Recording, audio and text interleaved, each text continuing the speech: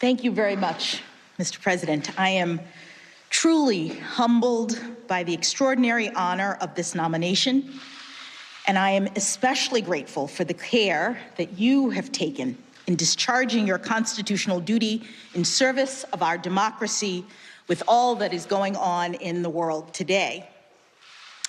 I also offer my sincerest thanks to you as well, Madam Vice President, for your invaluable role in this nomination process. I must begin these very brief remarks by thanking God for delivering me to this point in my professional journey. My life has been blessed beyond measure, and I do know that one can only come this far by faith. Among my many blessings, and indeed the very first, is the fact that I was born in this great country. The United States of America is the greatest beacon of hope and democracy the world has ever known. I was also blessed from my early days to have had a supportive and loving family. My mother and father, who have been married for 54 years, are at their home in Florida right now, and I know that they could not be more proud.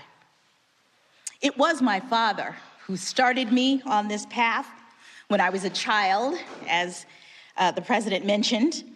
My father made the fateful decision to transition from his job as a public high school history teacher and go to law school.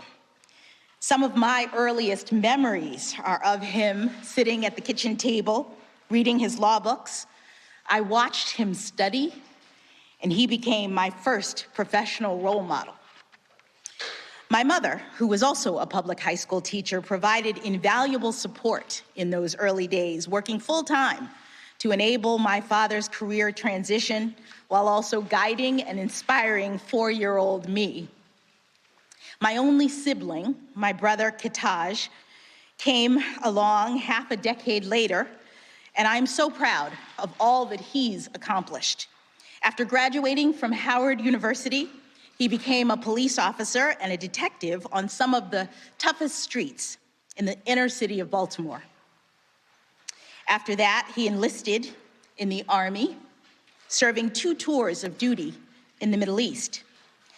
I believe that he was following the example set by my uncles who are in law enforcement. You may have read that I have one uncle who got caught up in the drug trade and received a life sentence. That is true. But law enforcement also runs in my family. In addition to my brother, I had 2 uncles who served decades as police officers, one of whom became the police chief in my hometown of Miami, Florida. I am standing here today by the grace of God as testament to the love and support that I've received from my family. I have also been blessed with many dear friends, colleagues, mentors, law clerks. I could not possibly name all of the people to whom I owe great thanks. But I must mention specifically the 3 brilliant jurists for whom I had the privilege of serving as a law clerk at the outset of my legal career.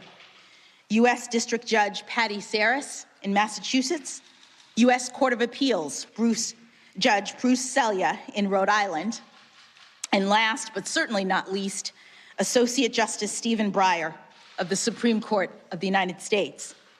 Justice Breyer, in particular, not only gave me the greatest job that any young lawyer could ever hope to have, but he also exemplified every day in every way that a Supreme Court justice can perform at the highest level of skill and integrity while also being guided by civility, grace, pragmatism, and generosity of spirit. Justice Breyer, the members of the Senate will decide if I fill your seat, but please know that I could never fill your shoes. To my dear family, those who are here with me now and those who are watching from home, I am forever indebted to you for your love and support. To my beloved husband, Patrick, thank you for being my rock today and every day for these past 26 years. I love you.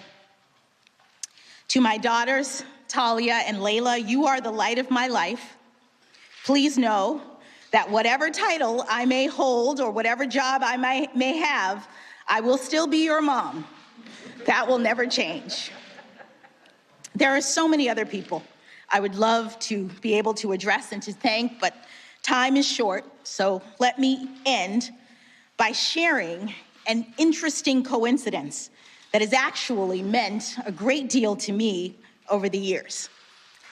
As it happens, I share a birthday with the first Black woman ever to be appointed as a federal judge, the Honorable Constance Baker Motley. We were born exactly 49 years to the day apart.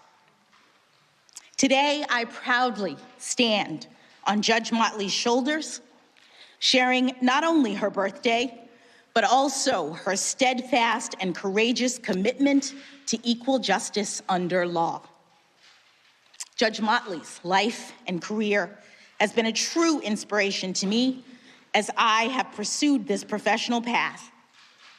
And if I am fortunate enough to be confirmed as the next Associate Justice of the Supreme Court of the United States, I can only hope that my life and career, my love of this country and the Constitution, and my commitment to upholding the rule of law and the sacred principles upon which this great nation was founded will inspire future generations of Americans. Thank you again, Mr. President, for this extraordinary honor.